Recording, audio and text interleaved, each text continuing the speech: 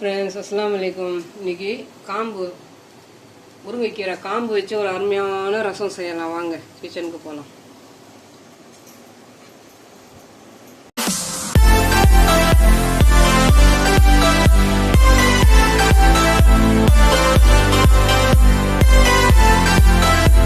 முருங்கைக்கீரை காம்பு இது நல்லா வாஷ் பண்ணி வச்சுருக்கேன். இது சின்ன சின்னதாக கட் பண்ணிக்கலாம். சின்ன சின்னதாக கட் பண்ணிவிட்டு இந்த மாதிரி மீடியம் சைஸ் ஜாரில் அடிச்சு எடுத்துக்கலாம். கட் பண்ணிவிட்டு பார்க்கலாம். கட் பண்ணியாச்சு. இல்லை இந்த மாதிரி சின்ன சின்ன துண்டா. இது அப்படியே நம்ம தட்டி கூட போடலாம் உரலில். ஏன்னா கொஞ்சம் நிறைய தான் எடுத்திருக்கேன் நான் காம்பு, அதனால் தட்ட நேரமாகும். அதனால் ஒரு மீடியம் சைஸ் ஜாரில், அது அந்த அளவுக்கு வரப்படாது இல்லையா.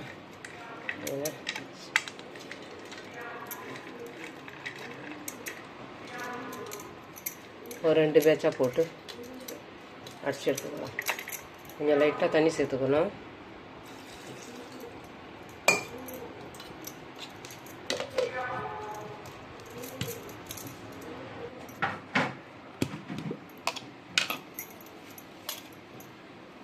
இந்த மாதிரி தட்டி கூட போடலாம். உரல் வச்சு இந்த மாதிரி நம்ம ஜார்லேயும் இந்த மாதிரி போட்டு எடுத்துக்கலாம். இது அப்படியே குக்கருக்கு மாற்றிக்கலாம். ஒரு பேட்ச் அடித்தாச்சு. செகண்ட் பேட்சும் போட்டுக்கலாம்.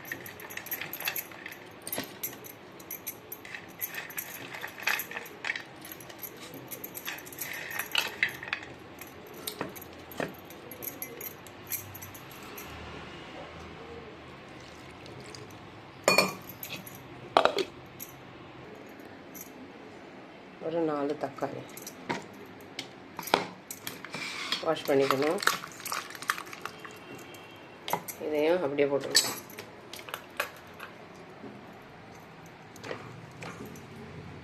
நாலு தக்காளி, ஒரு 6 காம்பு எடுத்துட்டு கஞ்ச மிளகாய், ஒரு பெரிய எலுமிச்சை சைஸ் அளவு புளி, இந்த கல்லுவைக்கு ஏற்ற கல்லுப்போம். எந்த அளவுக்கு நம்மளுக்கு தண்ணி வேணுமோ அந்த அளவுக்கு. இப்போ ஜார் அலசின தண்ணி இதை போட்டுக்கலாம்.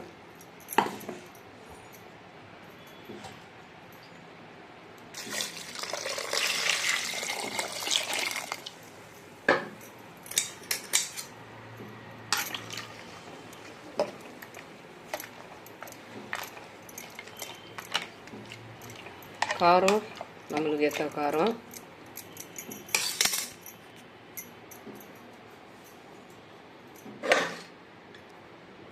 மூணு விசில் விட்டுடலாம்.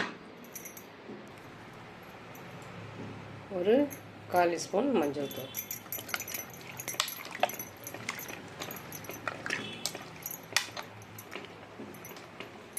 கொஞ்சம் காம்பு எக்ஸ்ட்ரா தான் போட்டிருக்கேன். நான் வீட்டு முருங்கைக்காய், எங்கள் சிஸ்டர் வீட்டு முருங்கைக்கீரை, அந்த காம்பு அப்படியே ஞாபகப்படுத்தினாங்க, இதுலேயும் ரசம் வைக்கலாமேன்னு. சரி, நம்மளுக்கு யூஸ் ஆகிடும் இல்லையா, மறந்துடுவேன். அதனால் உடனே இந்த ஒரு மருத்துவ நிறைந்த ரசம் வச்சுக்கலாம். நல்லா ஒரு 3 விசில் விட்டுட்டு பார்க்கலாம்.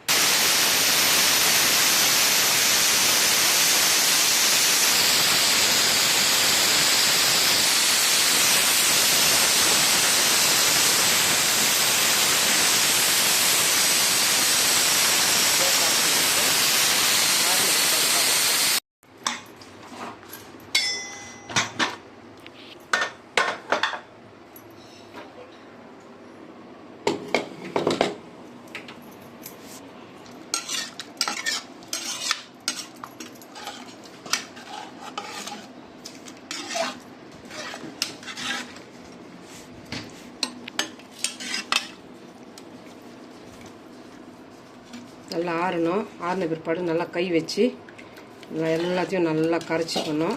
ஆறட்டும்.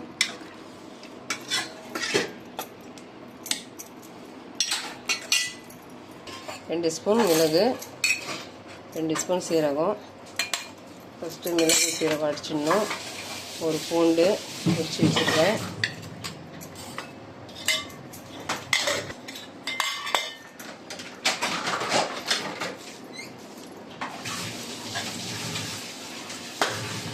ஸ்பூன்.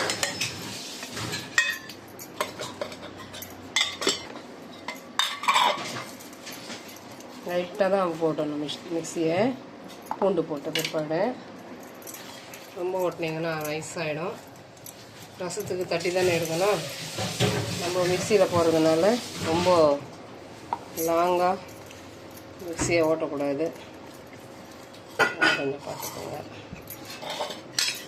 ஒரு கொத்து கொத்தமல்லி வாஷ் பண்ணி கட் பண்ணி வச்சுருக்கேன். ஒரு 4 கருவேப்பிலை வாஷ் பண்ணி வச்சுருக்கேன். 1 ஸ்பூன் பெருங்காயத்தூள் இதிலே சேர்த்துக்கணும். வெங்காயத்தூள் எக்ஸ்ட்ராவே இருந்தாலும் ஒன்றும் பிரச்சனை இல்லை. நல்லா ஆறிடுச்சு. நம்ம இது தக்காளி முழுசாக தானே போட்டிருக்கோம். இந்த மிளகா, காஞ்ச மிளகா எல்லாத்தையும் நல்லா ப்ரெஷர் கொடுத்து நல்லா இந்த மாதிரி பிழிஞ்சு எடுத்துக்கணும்.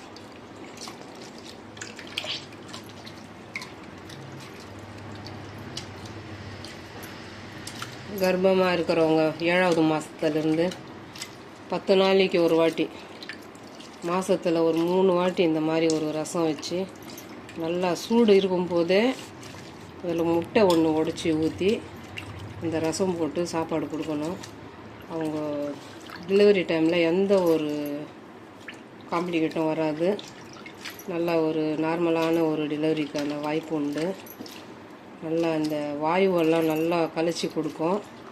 இந்த முருங்கை கீரையோட அந்த காம்புல அந்த அளவுக்கு ஒரு மருத்துவம். அடி கட்டிக்கலாம்.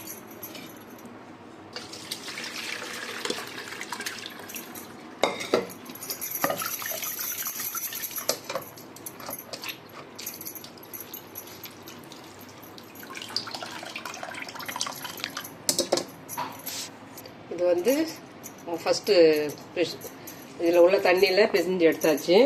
இப்போ இதில் இந்த மற்ற இந்த இது இருக்கு இல்லையா, இதை கொஞ்சமாக நம்ம தண்ணி சேர்த்து இது தனியாக தான் இது கரைச்சி எடுக்கணும். இதில் சேர்க்கக்கூடாது. இதுலேயே கொஞ்சம் சாறு இருக்கும், மருத்துவ சாறு.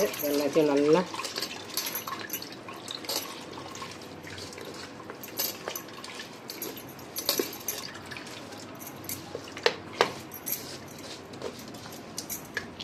ப்ரெஷர் கொடுத்து எல்லாத்தையும் நல்லா பிழிஞ்சு எடுத்துக்கணும். இந்த தண்ணி தனியாக இருக்கட்டும். அவ்வளோதாங்க. இது திப்பி இதில் வந்து தக்காளி, காஞ்ச மிளகா, புளி எல்லாமே இதை கரைச்சி எடுத்தாச்சு. இது இப்போ தேவைப்படாது. இது ஒரு ஓரமாக வச்சிடலாம். எண்ணெய் சூடாயிடுச்சு. 1 ஸ்பூன் கடுகு,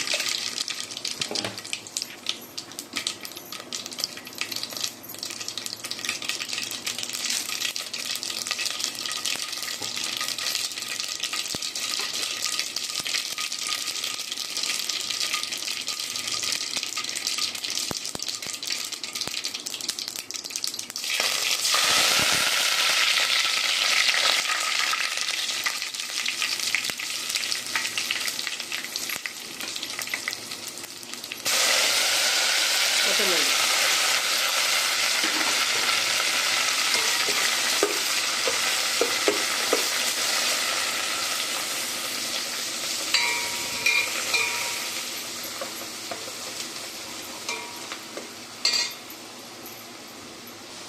லைட்டாக தாளிப்புல கொஞ்சம் மஞ்சள் தூள் சேர்த்துக்கலாம்.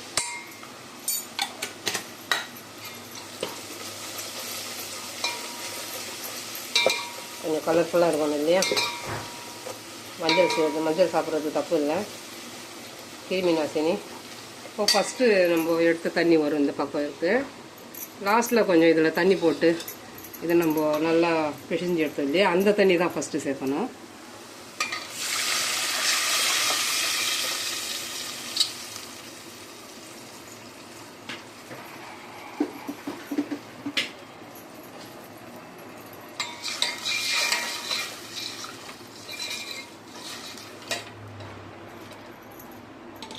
லைட்டாக கொஞ்சம் சூடு ஏறணும்.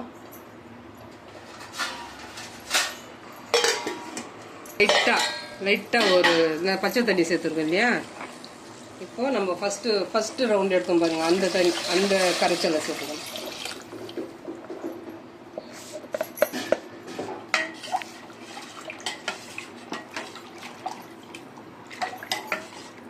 உப்பெல்லாம் சரியாக இருக்கான்னு பார்த்து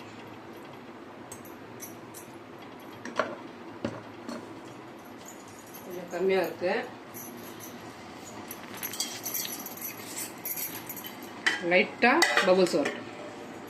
இந்த மாதிரி லைட்டாக வந்து கேஸ் ஆஃப் பண்ணிவிட்டு அவ்வளோதாங்க. முருங்கைக்கீரை காம்பு ரசம். மருத்துவம்னா அவ்வளோ ஒரு மருத்துவம். இந்த மாதிரி டேஸ்ட் பண்ணி பார்க்கலாம். அதாங்க ஒரு முருங்கைக்கீரை காம்பு வச்சு ஒரு ரசம். இது வாழ்வு இருக்கிறவங்க, இந்த மூட்டு வலி இதெல்லாம் வந்து நல்லா கம்ப்ளீட்டாக ரிலீஃப் கொடுக்கும். இந்த காம்புலாம் அந்த அளவுக்கு ஒரு மருத்துவம். இந்த ப்ரெக்னன்சியாக இருந்த 7ஆம் மாதத்தில் இருந்து கொடுக்குறதும் அதுவும் ஒரு மருத்துவம். இந்த மாதிரி நம்ம இந்த காம்பு வச்சு ரசம் செய்து சாப்பிட்றதும் ஒரு மருத்துவம். எல்லாமே ஜாயிண்ட்டு எல்லாம் அந்த கேஸ் எல்லாம் வெளியே வரும். வாயு அதிகமாக இருக்கிறவங்க கண்டிப்பாக நல்லா ஒரு 2 வாட்டி பாத்ரூம் போகிற மாதிரியும் வரும். இதெல்லாம் பயப்பட வேணாம். கண்டிப்பாக ட்ரை பண்ணி பாருங்கள். வேஸ்ட்டாக தூக்கி போடுற ஒரு காம்பு தான். அந்த காம்பு வச்சும் ஒரு ரெசிபி செய்யலாம், ஒரு அருமையான ரசம் செய்யலாம்.